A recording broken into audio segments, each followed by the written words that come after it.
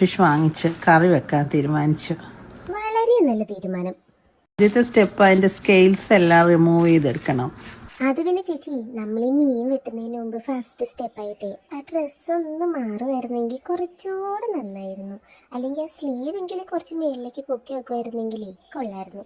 ഇതിപ്പോൾ ഏത് വസ്ത്രം ധരിച്ച് മീൻ വെട്ടണം എന്നുള്ളതൊക്കെ ഓരോരുത്തരുടെ ഇഷ്ടമാണ്, അതിനൊന്നും കുഴപ്പമൊന്നുമില്ല.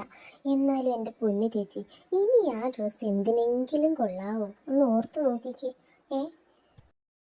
അത് അലക്കിയെടുത്താൽ പോലും അതിലെ ആ മീൻ ഉളുമ്പിൻ്റെ മണം പോകുമെന്ന് എനിക്ക് തോന്നുന്നില്ല. കുറച്ച് കോംപ്ലിക്കേറ്റഡ് ആയിരുന്നു കട്ട് ചെയ്യാൻ. ഇതെന്താണ് ചേച്ചി, വല്ല ഓപ്പറേഷനോ മറ്റോ ആണോ അത്ര കോംപ്ലിക്കേറ്റഡ് ആവാൻ? പിന്നെ ചേച്ചീനെ സംബന്ധിച്ച് ഇത് മീൻ വെട്ടിയെടുക്കുകയല്ലല്ലോ, വെട്ടിക്കണ്ടിച്ചിടുവല്ലേ. കഴുകാൻ നേരത്തെങ്കിലും ആ ഡ്രസ്സിന്റെ കൈച്ചിരി വെള്ളത്തിൽ കയറ്റി വെക്കാനായി. ഫിഷ് എല്ലാം കഴുകിയതിന് ശേഷം ഇഞ്ചിയും വെളുത്തുള്ളിയും ടൊമാറ്റോയും അരിഞ്ഞെടുത്തു. ആദ്യം എരിഞ്ഞത് ഇഞ്ചി ആയിരുന്നല്ലേ? സത്യം പറയട്ടെ, ഞാൻ വിചാരിച്ചു അത് ഉരുളക്കിഴങ്ങായിരിക്കും.